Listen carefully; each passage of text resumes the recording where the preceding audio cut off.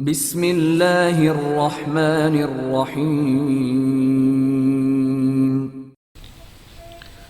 بنت نیل، مصنف اسلم راہی MA۔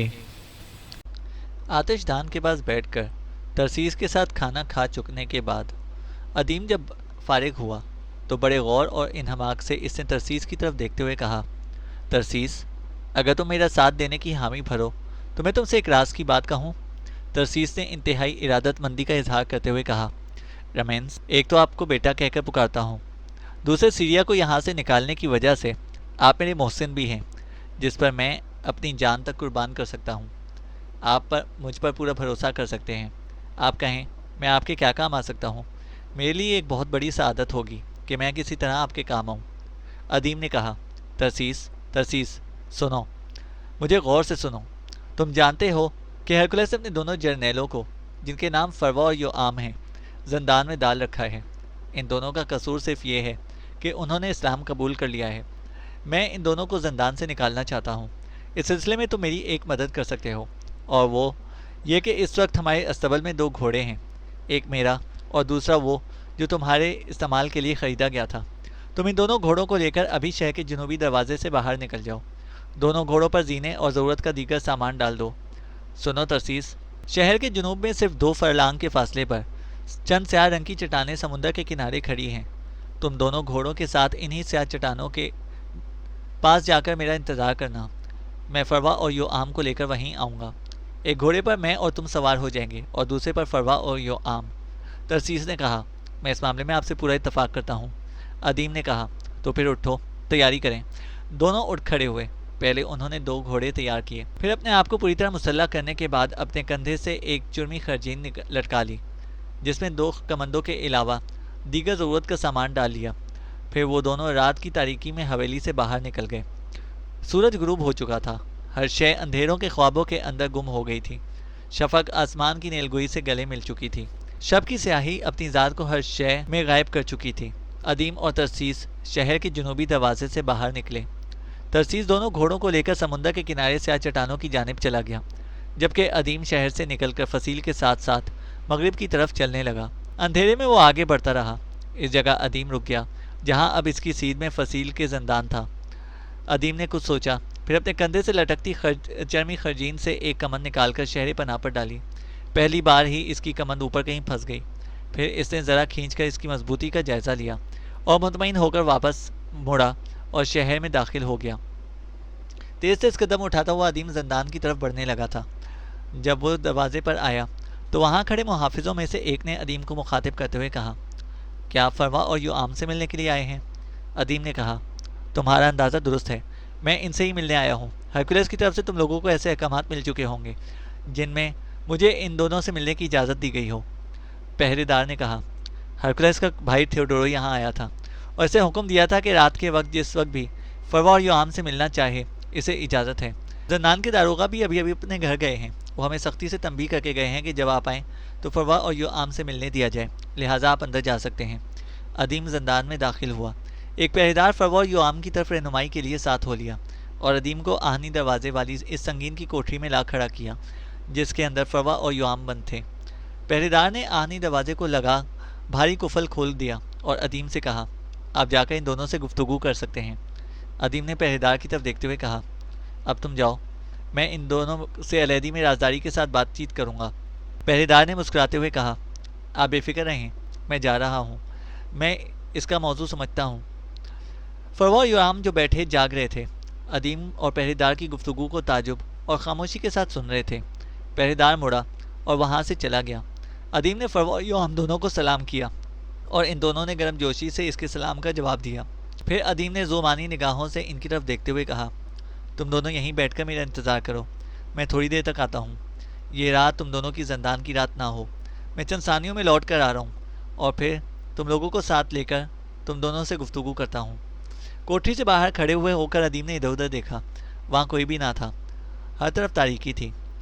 تیز تیز قدم اٹھاتا ہوا ادیم زندان کے اندر جنوب کی طرف بڑھنے لگا۔ اندازہ لگاتے ہوئے ادیم اس جگہ پر آیا جہاں زندان اور شہر پناہ کی دیوار آپس میں ملتی تھی اور جہاں باہر کی سمت میں اس نے کمند ڈال کے رکھی تھی۔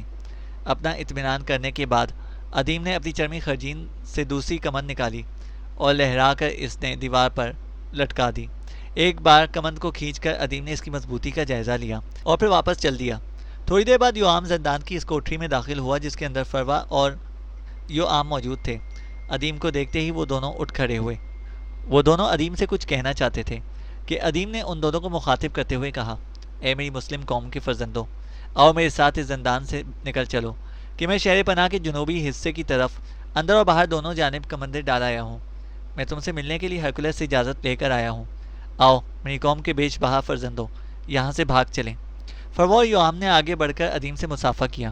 پھر فروا نے کہا، اے برادر نیخو، ہم تیرے ساتھ چلنے کو تیار ہیں۔ ادیم نے اپنے لباس کے اندر سے 2 تلواریں نکالی اور فروا اور یوآم کو تھماتے ہوئے کہا، یہ 2 فالتو تلواریں میں تم دونوں کے لیے لے کر آیا ہوں تاکہ ضرورت کے وقت یہ تمہارے کام آئیں۔ ان دونوں نے تلواریں لے لیں اور پھر فروا نے ادیم کو مخاطب کرتے ہوئے کہا، رمینس چلو یہاں سے نکل چلیں۔ تم آگے آگے رہ کر ان کمندوں پر ہماری رہنمائی کرو جو تم ڈال کر آئے ہو۔ تمہارے پیچھے یوآم ہوگا اور میں تم دونوں کے پیچھے رہ کر پشت کی طرف سے تم دونوں کی حفاظت کروں گا۔ چلو جلدی کرو، ورنہ زندان کا وہ محافظ جو تمہارے لیے ہماری کوٹری کا دروازہ کھولنے آیا تھا لوٹ آئے گا اور ہمارے لیے مشکلات کھڑی کر دے گا۔ تینوں بڑی تیزی سے اس حصے کی طرف بڑھنے لگے جہاں ادیم نے کمندیں ڈالی تھیں۔ اچانک کچھ پہرے داروں نے انہیں دیکھ لیا اور وہ بلند آوازوں میں شور کرنے لگے، فروا اور یوآم بھاگ رہے ہیں، انہیں پکڑ لو۔ ہمارے میسرا کا جرنیل رمینس غدار ہے، وہ ان دونوں کو بھگا کر لے جا رہا ہے، ان تینوں کو پکڑو۔ یہ بھاگ گئے تو ہرکولس طوفان کھڑا کر دے گا اور ہم سب کی گردنیں کاٹ کر رکھ دے گا۔ پہرے داروں کی آوازیں سن کر ادیم، فروا اور یوآم تیزی سے بھاگنے لگے۔ پہرے دار بھی بھاگتے ہوئے ان کا تعاقب کر رہے تھے۔ شہر پناہ کے اوپر برجوں پر پہرا دینے والے محافظ ابھی ان پہرے داروں کی آوازوں کی طرف متوجہ نہ ہوئے تھے۔ اچانک تعاقب کرنے والے پہرے داروں میں سے ایک نے اپنے ساتھیوں کو ڈانٹ دینے کے انداز میں کہا، اب چلا چلا کر شور کرنا بند کر دو، اس طرح فصیل پر پہرا دینے والوں اور دیگر محافظوں کو خبر ہو جائے گی کہ فروا اور یوآم کو ہمارے میسر کا جرنیل رمینس لے بھاگا ہے۔ یہی خبر اگر ہرکولس تک جا پہنچی تو بے شک ہم ان تینوں کو پکڑ کر بند کر دیں، پھر بھی ہرکولس ہماری اس کوتاہی کو معاف نہ کرے گا اور ہمیں صلیب دیے جانے کا حکم صادر کر دے گا۔ آؤ خاموشی سے ان کا تعاقب کریں اور داروغہ کے آنے سے پہلے انہیں زندان کی کوٹری میں بند کر دیں۔ کاش ہمیں خبر ہوتی کہ میسر کا جرنیل رمینس کسی سازش اور چال کے تحت زندان میں داخل ہوا ہے۔ اب بھی ہم انہیں پکڑنے میں کامیاب ہو جائیں گے، کیونکہ فصیل پار کرنا ان کے لیے مشکل ہی نہیں ناممکن بھی ہے۔ اپنے ساتھی کی ہدایت پر پہرے دار اب خاموشی سے رمینس، فروا اور یوآم کا تعاقب کرنے لگے تھے۔ ادیم بھاگتا بھاگتا فروا اور یوآم کو اس جگہ پر لے آیا جہاں اس نے فصیل کے اندر اور باہر کمندیں ڈال رکھی تھیں۔ سب سے پہلے ادیم کمند پر چڑھنے لگا، اس کے بعد یوآم اوپر جا رہا تھا، پھر فروا ابھی کمند کے اوپر چڑھنے ہی لگا تھا کہ پہرے داروں نے اسے آ لیا اور فروا کو پکڑ لیا۔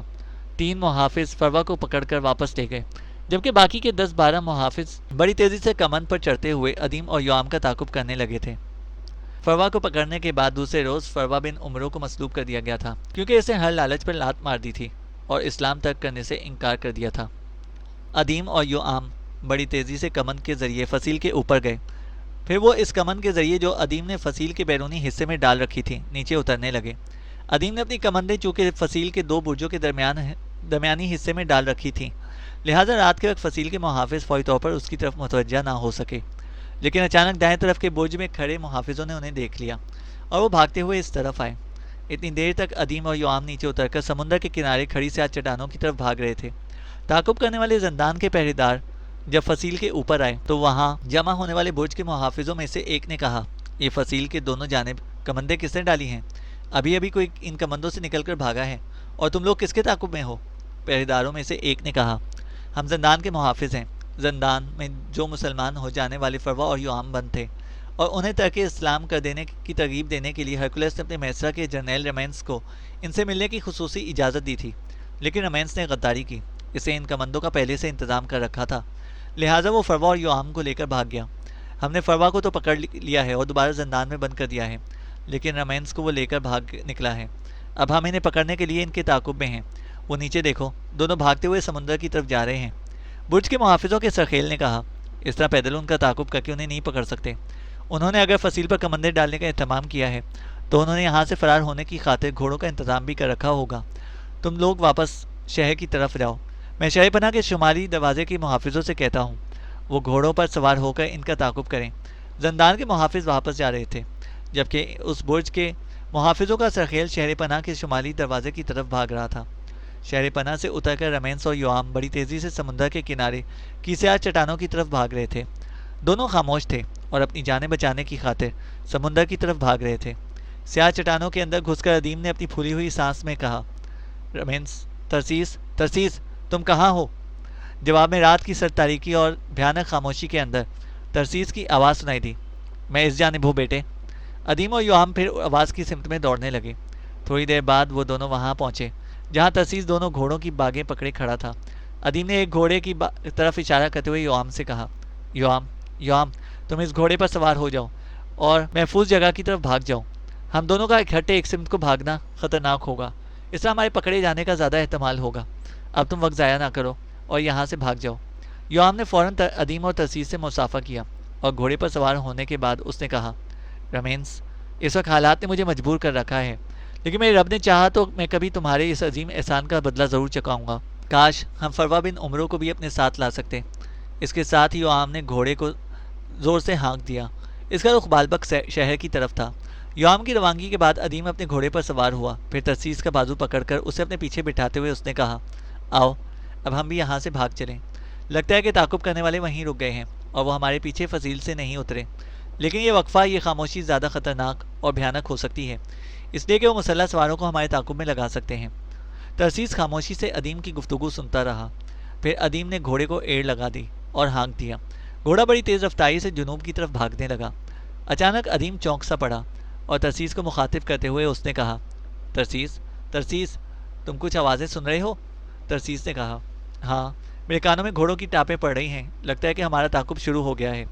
ادیم نے خدشہ ظاہر کرتے ہوئے کہا، تمہاری سوچیں درست ہیں ترسیس، ہمارا تعاقب شروع ہو گیا ہے، اور رات کے وقت یہ تعاقب زیادہ بھیانک اور تکلیف دہ ہوگا، کیونکہ رات کی خاموشی میں ہمارے گھوڑوں کی ٹاپوں کی آواز دور دور تک سنی جا سکتی ہے، اور تعاقب کرنے والوں کے لیے ہمارا پیچھا کرنا آسان اور سہل ہوگا۔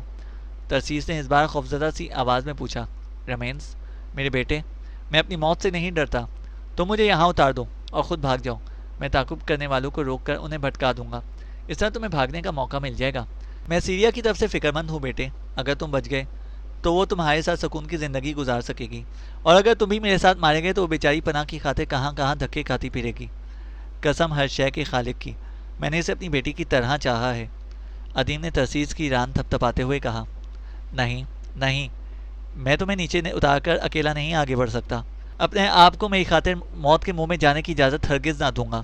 تم پرسکون ہو کر میرے پیچھے بیٹھے رہو، ہمارا رب ہماری حفاظت کرے گا، ہو سکتا ہے وہ ہمارے بچ نکلنے کی کوئی سبیل پیدا کر دے۔ ترسیس نے کچھ نہ کہا اور خاموش رہا، جبکہ ادیم نے گھوڑے کو ایڑ پر ایڑ لگا کر اس کی رفتار اور تیز کر دی۔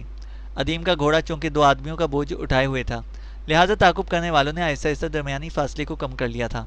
ترسیس نے اپنے اوپر طاری خوف کو کم کرنے کی خاطر ادیم کو باتوں میں لگانے کی خاطر پوچھا، رمینس بیٹے، کیا تم سیدھا اس خانقاہ کا رخ کرو گے جس میں سیریا ٹھہری ہوئی ہے؟ ادیم نے کہا، نہیں، میں ان حالات میں خانقاہ کی طرف نہ جاؤں گا، اس طرح اگر تعاقب کرنے والے وہاں تک پہنچ گئے تو سیریا کا بھید کھل جائے گا، اور پھر سیریا ہی نہیں، خانقاہ میں رہنے والا کوئی بھی فرد زندہ نہ بچے گا۔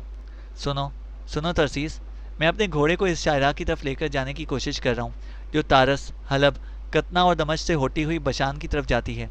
میرا ارادہ ہے کہ اگر ہم یہ تعاقب ختم کرنے میں کامیاب ہو گئے تو ہم کچھ دن بشان کی کسی سرائے میں رکے رہیں گے، اور جب دیکھیں گے کہ حالات اب پرسکون اور محفوظ ہیں تو سیریا کے پاس سیدھا شہر کی اس خانقاہ میں چلے جائیں گے، اور اگر حالات دگرگوں ہو گئے تو بھی ہمیں فکر مندی کی ضرورت نہ ہوگی، کیونکہ مسلمانوں کا علاقہ بشان سے قریب ہے، لہٰذا عرب کی سرزمین میں داخل ہو کر اپنے آپ کو محفوظ کر لیں گے۔ اگر میں ایسا نہ کر سکا تو پھر ایران کا رخ کروں گا اور وہاں کے لشکر میں شامل ہو جاؤں گا۔ ادیم کہتے کہتے خاموش ہو گیا، کیونکہ تعاقب کرنے والے نزدیک آ گئے تھے۔ اچانک پیچھے سے تیروں کی بوچھاڑ آئی اور ادیم کی بائیں ٹانگ میں دو تیر آ کر پیوست ہو گئے۔ ادیم نے ضبط سے کام لیا اور ترسیس کا حوصلہ بڑھانے کی خاطر منہ سے سسکی تک نہ نکلنے دی۔ اس کے ساتھ ہی درد اور تکلیف میں ڈوبی ہوئی ترسیس کے کراہنے کی آواز سنائی دی۔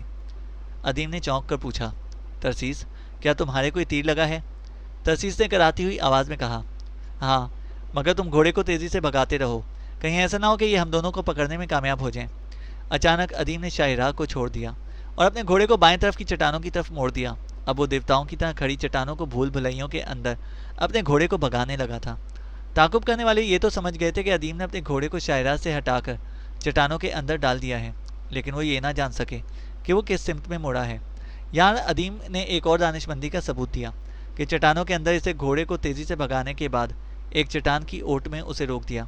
تعقب کرنے والوں نے اپنے آپ کو دو حصوں میں بانٹ کر تقسیم کر لیا۔ ایک گروہ شاہراہ کے بائیں طرف کی چٹانوں میں داخل ہوا اور دوسرا دائیں جانب کی چٹانوں میں، لیکن ادیم اور ترسیس کی خوش قسمتی کہ وہ بائیں طرف مڑنے والے اس جگہ سے چٹانوں میں داخل نہ ہوئے تھے جدھر سے ادیم اور ترسیس داخل ہوئے تھے، بلکہ وہ تھوڑا سا آگے جا کر چٹانوں کے اندر گھسے تھے اور آگے بڑھتے چلے گئے تھے۔ ادیم نے چونکہ اپنے گھوڑے کو روک دیا تھا، لہٰذا وہ ٹاپوں کی آوازیں بھی سن کر تعقب نہ کر سکتے تھے، لہٰذا وہ چٹانوں کے اندر دوسری سمت بھٹکنے لگے تھے۔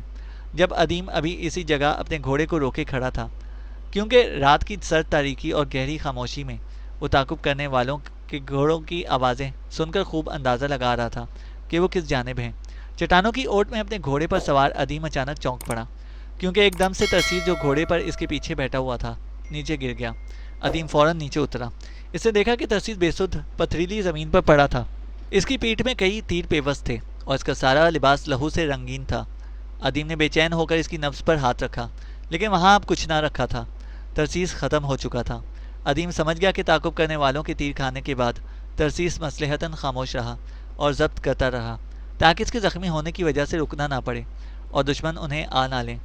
ادیم اداس اور پریشان ہو گیا۔ اسی حالت میں اس نے پہلے اپنی ٹانگ میں پیوست تیر کھینچ کر نکالا اور خون رکنے کی خاطر اس نے ایک ہی جگہ لگنے والے دونوں تیروں سے آنے والے زخم پر کس کر کپڑا باندھ دیا تھا۔ پھر ایک قریبی گڑھے میں اس نے ترسیس کی لاش رکھی اور اس پر اس نے اپنے خنجر کی مدد سے بجری اور مٹی ڈال دی۔ ترسیس کی تدفین کے بعد ادیم اپنے گھوڑے کے پاس آیا۔ گھوڑے کی زین سے بندھے بستر سے اس نے ایک چادر نکالی اور اسے کئی حصوں میں پھاڑ دیا۔ پھر اس نے چادر کے ان ٹکڑوں سے پہلے اپنے گھوڑے کے منہ پر ڈھاٹا چڑھایا تاکہ وہ انہنانے نہ پائے اور اگر نتنے پھڑپڑائے تو اس کی آواز نہ ابھرے۔ پھر چادر کے دیگر ٹکڑے گھوڑے کے چاروں پاؤں پر کس کر اسے احتیاط کے لیے باندھ دیے کہ جب گھوڑا چلے تو آواز پیدا نہ ہو۔ کوئی فیصلہ کرنے کے بعد ادیم اپنے گھوڑے پر سوار ہوا اور اسے ایڑ لگا کر ہانک دیا۔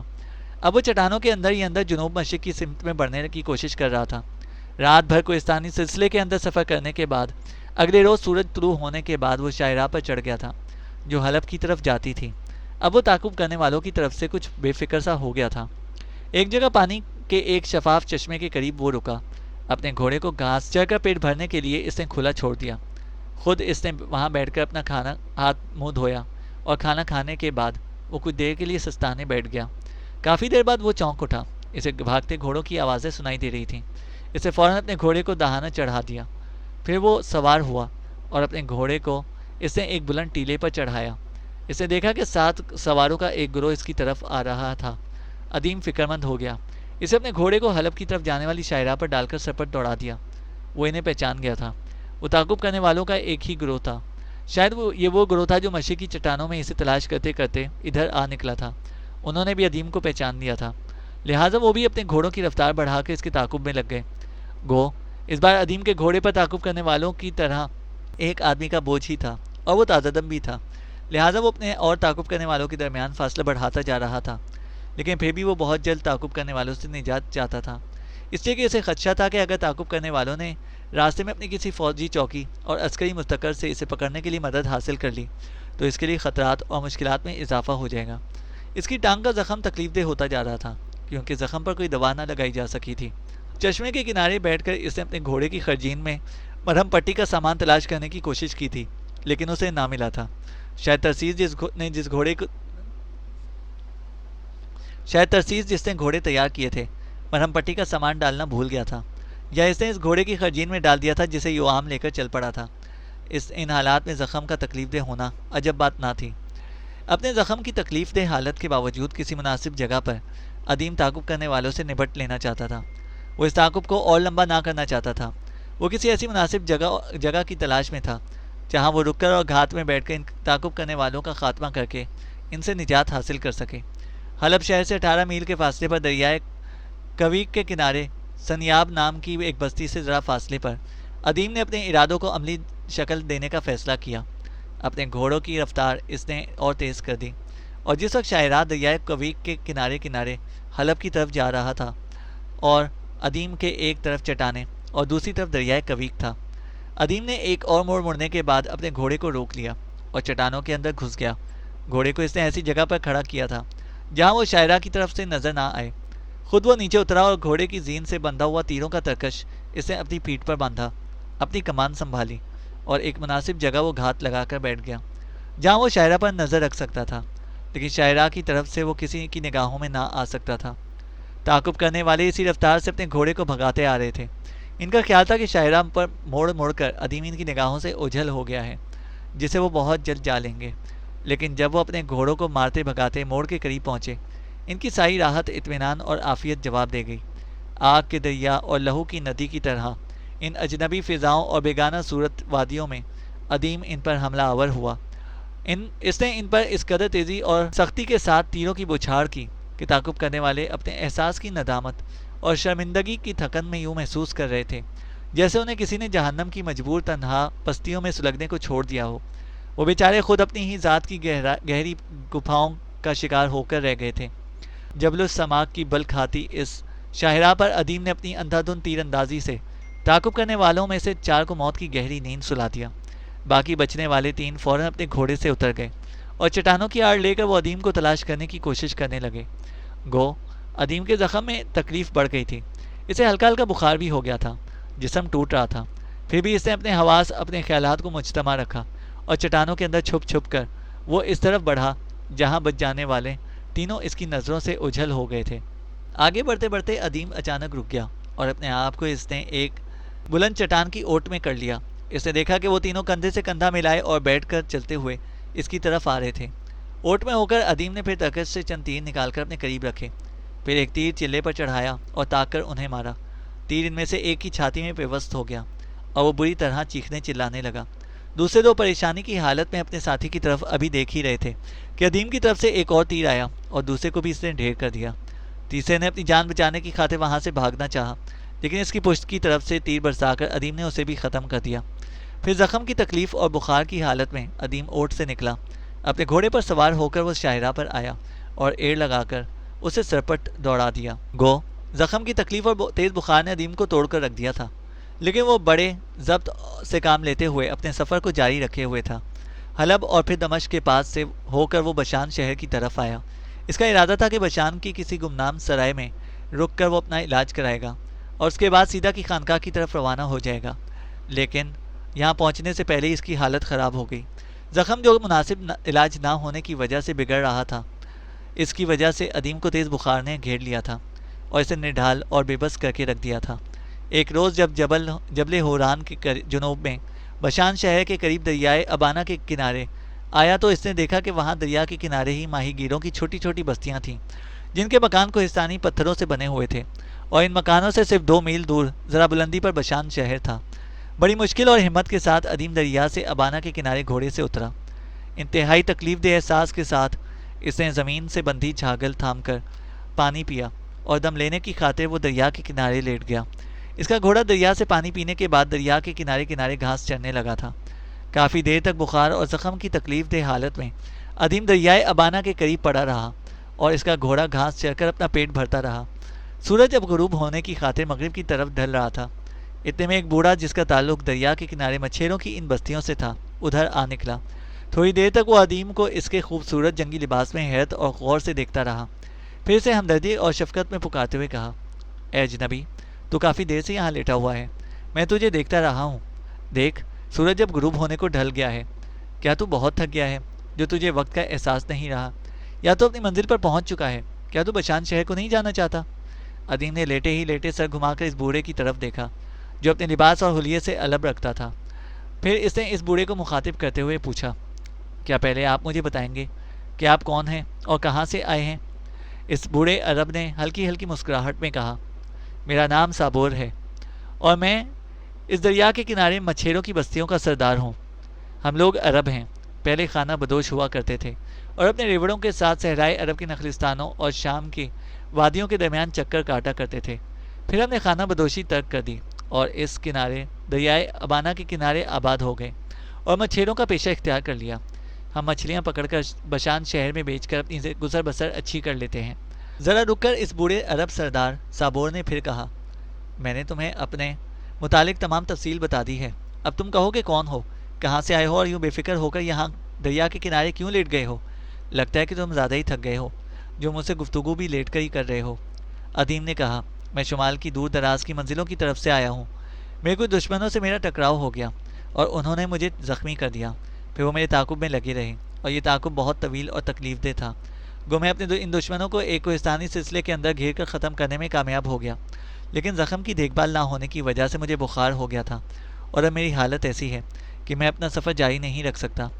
بوڑھا عرب صابور فکر مند ہو کر اس کے پاس بیٹھ گیا اور اس کی نبض پر ہاتھ رکھنے کے بعد اسے پریشانی اور الجھن میں کہا، تمہیں تو تیز بخار ہے، تمہارے زخم کہاں ہیں؟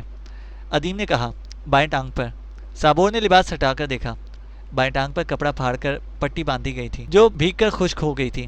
صابور نے اس بار ہمدردی اور شفقت میں کہا، تمہیں علاج اور دیکھ بھال کی سخت ضرورت ہے، تم میرے ساتھ میرے گھر چلو، ہماری بستی میں ایک اچھا طبیب موجود ہے، میں اسے تمہارا علاج کراتا ہوں، جب تم ٹھیک ہو جاؤ گے تو اپنی منزل کی طرف کوچ کر جانا۔ ادیم نے اپنے خشک ہونٹوں پر زبان پھیرتے ہوئے کہا، میں آپ کا ممنون اور شکر گزار ہوں۔ صابور نے اسے سہارا دے کر اٹھاتے ہوئے پھر پوچھا، تمہارے دشمن کون تھے اور تمہاری منزل کیا ہے؟ ادیم یہ نہ بتانا چاہتا تھا کہ قسطنطنیہ میں ایک جرنیل تھا، لہٰذا اس نے بات کو مختصر کرتے ہوئے کہا، میرے دشمن یونانی تھے جبکہ میں عرب ہوں۔ تجارتی لین دین کی خاطر میری ان سے عداوت ہو گئی تھی۔ میری منزل سیدھا شہر کے جنوب میں ایک خانقاہ ہے، اس خانقاہ میں میرا باپ رہتا ہے، اس کا نام اندریاس ہے۔ صابور نے ادیم کو سہارا دے کر اس کے گھوڑے پر بٹھاتے ہوئے پوچھا، کیا میں اپنی بستی کا کوئی جوان سیدھا کی اس خانقاہ میں بھیج کر تیرے باپ کو یہاں نہ بلا لوں کہ وہ یہاں تیرے پاس آ کر رہے اور اپنی موجودگی میں یہاں ہمارے طبیب سے تیرا علاج کرائے؟ اس طرح تم اپنوں میں رہ کر جلد صحت یاب ہو جاؤ گے۔ ہلکی ہلکی مسکراہٹ میں ادیم نے کہا، جو بات میں آپ سے کہنا چاہتا تھا وہ آپ نے خود ہی کہہ دی۔ میرے بزرگ، اس خانقاہ میں میرے باپ کی زندگی اب خطرے سے باہر ہے، میں خود اسے وہاں سے نکالنا چاہتا ہوں۔ جو جوان آپ سیدھا کی اس خانقاہ کی طرف روانہ کریں، اسے بتائیں کہ وہ میرے باپ سے کہے کہ وہ سیریا اور امیتا کو بھی اپنے ساتھ ہی لیتا آئے، اور قدوم سے کہے کہ… ادیم کہتے کہتے خاموش ہو گیا۔ دکھ اور پریشانی میں اس کی گردن جھک گئی۔ صابور چند ثانیوں تک غور سے ادیم کی طرف دیکھتا رہا، پھر اس نے کہا، میرا تجربہ کہتا ہے کہ تم مجھ سے کسی راز کے پوشیدہ رکھنے کی اذیت میں مبتلا ہو۔ جو تم کہنا چاہتے ہو مجھے اپنے باپ کی جگہ سمجھ کر کھل کر کہو۔ ادیم نے غور سے صابور کی طرف دیکھا اور پوچھا، اگر آپ برا نہ مانیں تو کیا میں پوچھ سکتا ہوں کہ آپ کا اور آپ کی بستی والوں کا مذہب کیا ہے؟ صابور دیر تک سر جھکائے سوچتا رہا، پھر کوئی فیصلہ کرتے ہوئے اس نے کہا، میں تم سے پہلے ہی کہہ چکا ہوں کہ ہم پہلے خانہ بدوش تھے اور نئی نئی چراگاہوں میں ریوڑ چڑھایا کرتے تھے، پھر ہم دریائے ابانا کے کنارے آ کر آباد ہو گئے۔ شاید تم جانتے ہوگے کہ عرب کے صحراؤں کے اندر ایک نئے رسول صلی اللہ علیہ وسلم مبعوث ہوئے ہیں جن کا نام محمد ہے، اور عرب کے اکثر قبائل ان پر ایمان لا چکے ہیں۔ ان پر ایمان لانے والے لوگ اپنے آپ کو مسلمان کہتے ہیں اور اپنے مذہب کو اسلام۔ دمشق جانے کے لیے مسلمانوں کے تجارتی قافلے اکثر یہاں سے گزرا کرتے ہیں اور اسلام کی تبلیغ کرتے رہتے ہیں۔ ان کی تبلیغ پر میں اور میرے سارے قبیلے نے اسلام قبول کر لیا ہے، لہٰذا اب ہم مسلمان ہیں۔ شروع میں بشان شہر اور گرد و نواح کے یہودی اور نصرانی ہمیں نفرت کی نگاہ سے دیکھتے تھے، لیکن جب قسطنطنیہ کا بادشاہ ہرکولس تبوک کے میدان میں مسلمانوں کا مقابلہ کرنے کی بجائے بزدلی کا مظاہرہ کرتے ہوئے قسطنطنیہ کی طرف پسپا ہو گیا، تو اس کے بعد یہاں کے لوگ ہمارا احترام کرنے کے علاوہ ہم سے کسی قدر خوفزدہ بھی دکھائی دیتے ہیں۔ اس بار ادیم نے گہری مسکراہٹ میں کہا، میں نے دل میں جو اپنے رب سے بات کی تھی وہ قبول ہوئی۔ میری خواہش تھی کہ کوئی ایسا گھر ہو جو مسلمان ہو اور جس کے اندر میں پناہ لوں اور اپنا علاج کرا سکوں۔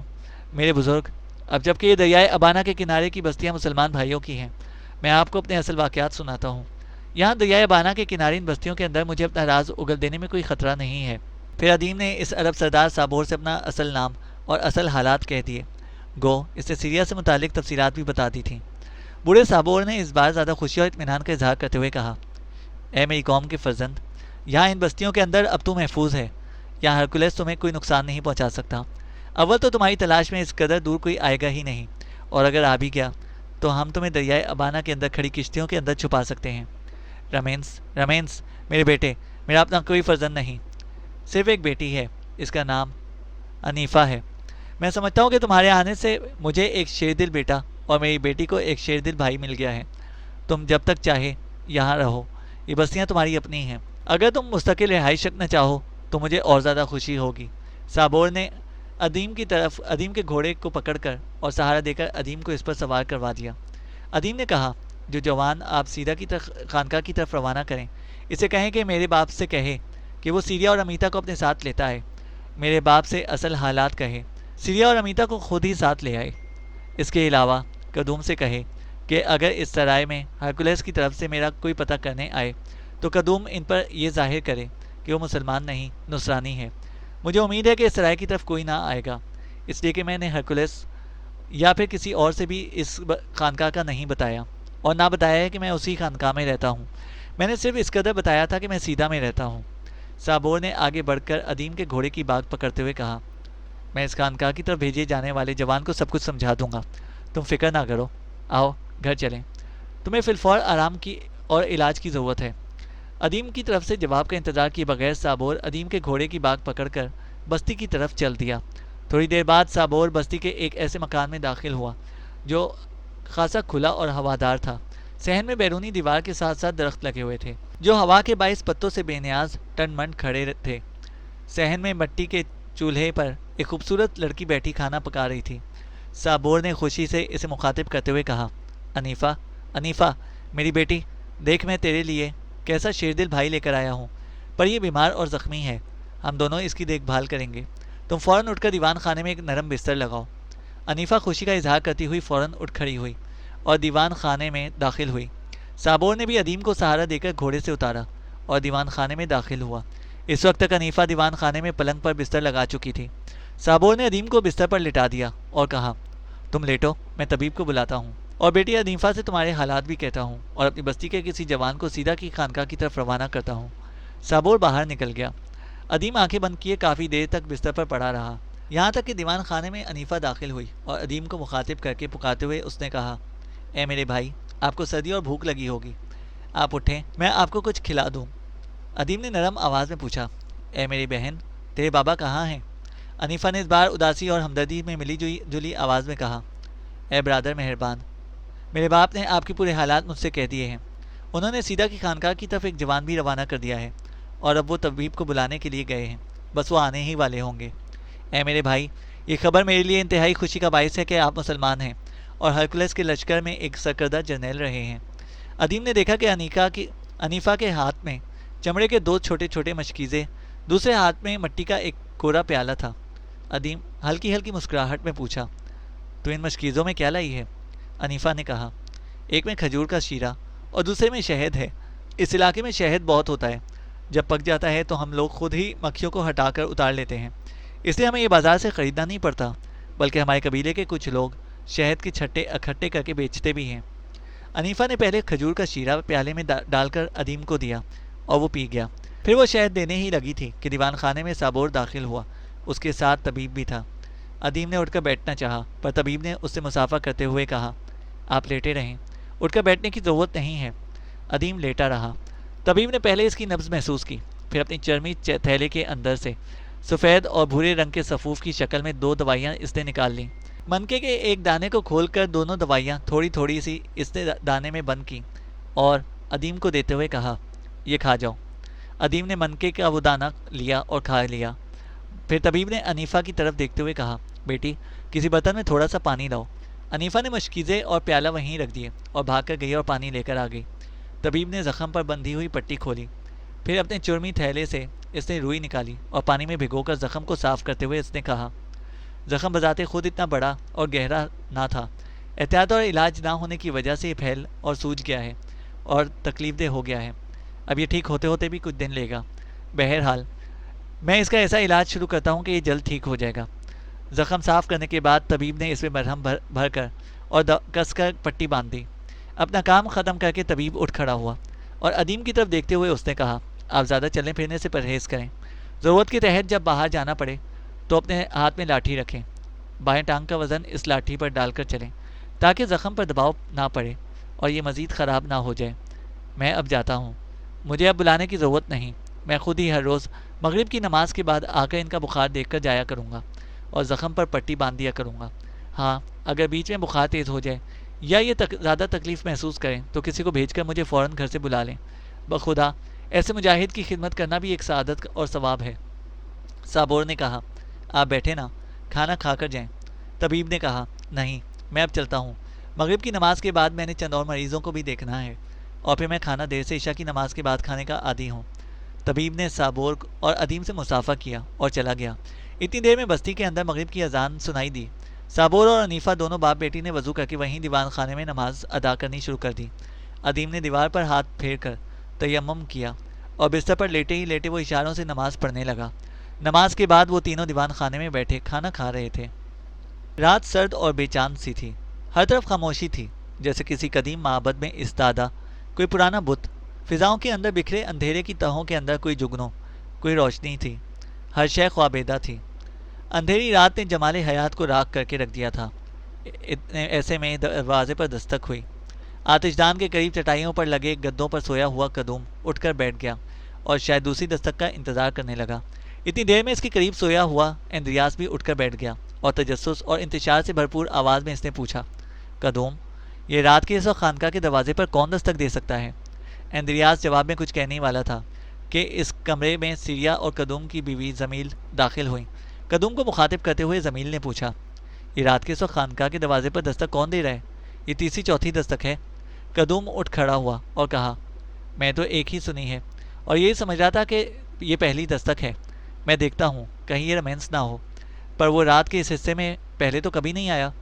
ادیم کا نام سن کر سیریا چونکی اور کہا، آئیے میں بھی آپ کے ساتھ دروازے تک چلتی ہوں۔ اندریاس بھی اٹھ کھڑا ہوا اور کہا، چلو میں بھی دروازے تک چلتا ہوں، شاید رومانس ہی آ گیا ہو۔ میں اس کی طرف سے بہت پریشان اور اداس ہوں، ایسا لگتا ہے کہ اسے ملے صدیاں گزر گئی ہوں۔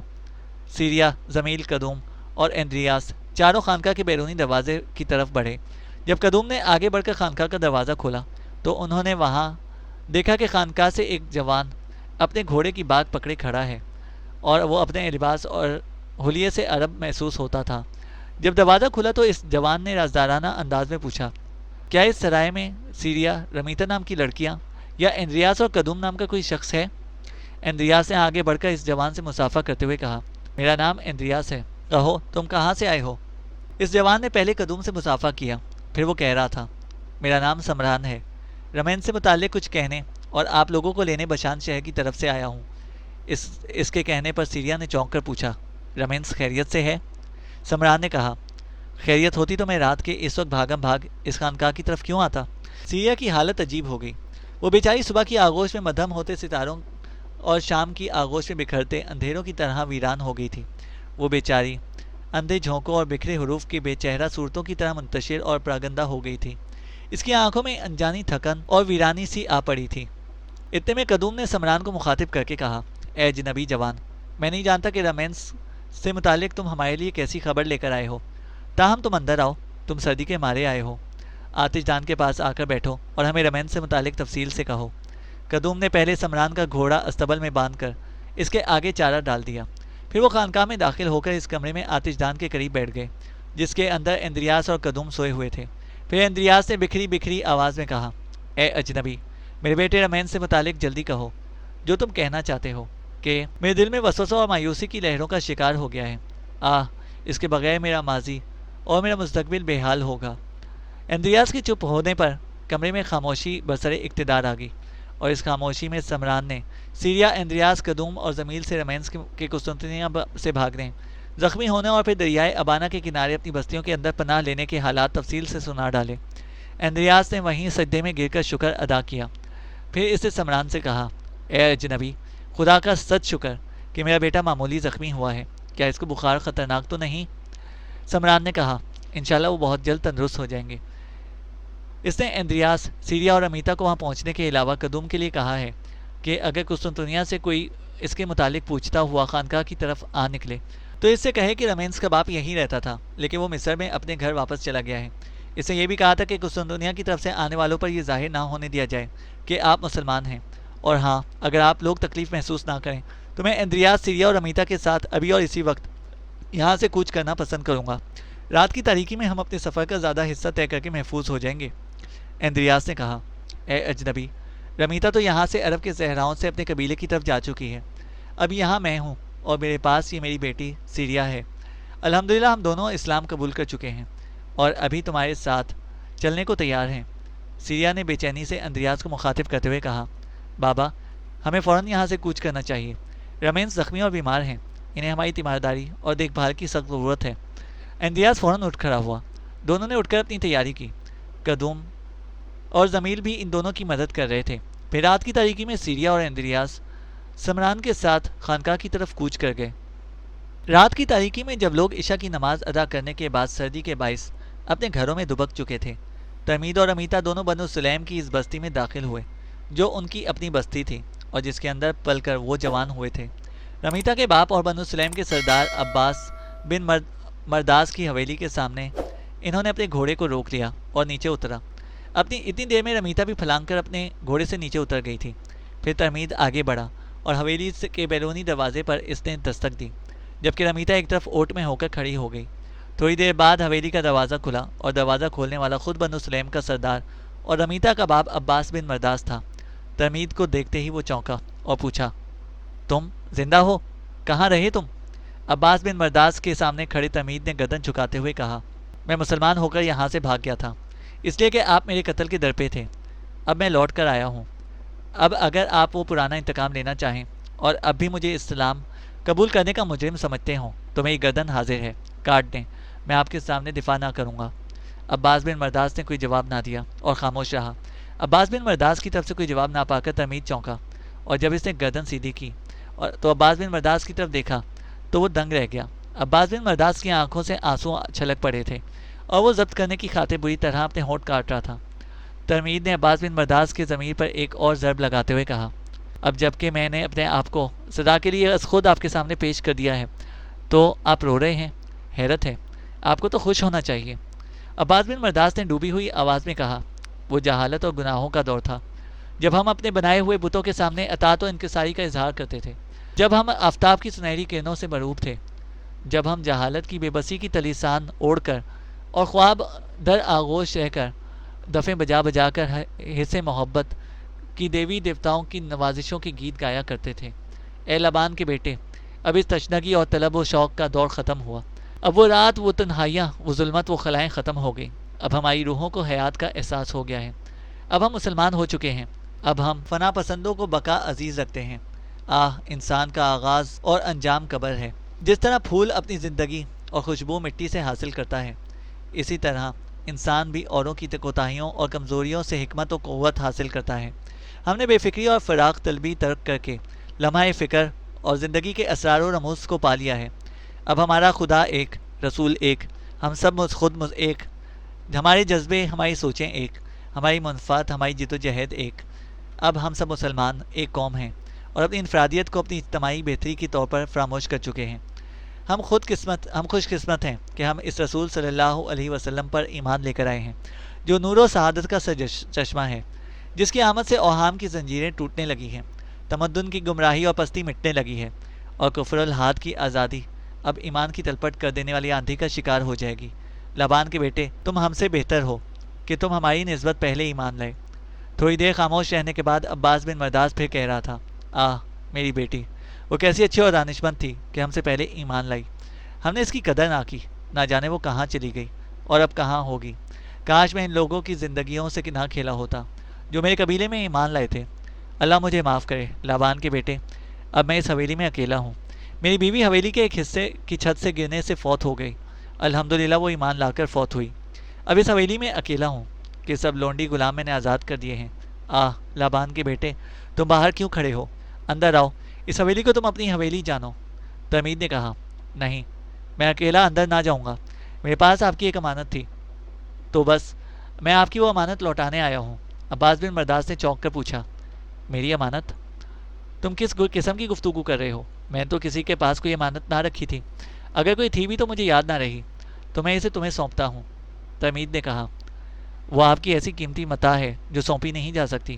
عباس بن مرداس نے منت کرنے کے انداز میں کہا، مجھے جستجو میں نہ ڈالو، کھل کر کہو کہ کیا کہنا چاہتے ہو۔ ترمید پھر کہہ رہا تھا، آپ کو یاد ہوگا میں اور بستی کے کچھ لوگ اسلام قبول کر چکے تھے، جن میں آپ کی عزیز ترین بیٹی رمیتا بھی شامل تھی۔ آپ نے دیگر لوگوں کو قتل کرا دیا اور رمیتا کو اپنی حویلی کے کمرے میں بند کر دیا۔ مجھے خبر ہو گئی تھی کہ آپ مجھے قتل کرنا چاہتے ہیں، لہٰذا میں روپوش ہو گیا۔ رمیتا چونکہ اسلام قبول کر چکی تھی، لہٰذا اس سے میرا ایک روحانی رشتہ تھا، میں اسے آپ لوگوں کے حوالے کر کے کیسے بھاگ سکتا تھا؟ اس رات میں آپ کی حویلی میں داخل ہوا اور رمیتا کو نکال کر لے گیا۔ اب جب کہ سارا قبیلہ اسلام قبول کر چکا ہے، میں رمیتا کو لوٹانے آیا ہوں۔ بنو سلیم کے سردار رمیتا کو میں جیسا لے کر گیا تھا ویسا ہی واپس لایا ہوں۔ پہلے کی طرح وہ اب بھی شبنم کی طرح پاکیزہ اور موتی کی طرح بے لاگ و بے داغ ہے، بس میں اسے لوٹانے ہی آیا ہوں۔ عباس بن مرداس نے منت کرنے کے انداز میں کہا، خدا کے لیے کہو میری بیٹی رمیتا کہاں ہے؟ تم نے اسے کہاں چھپا دیا ہے؟ وہ میری آنکھوں کا نور اور میری حویلی کی رونق تھی۔ کاش میں نے اسے باز پرس نہ کی ہوتی، اسے سزا دینے کی خاطر کمرے میں بند نہ کیا ہوتا۔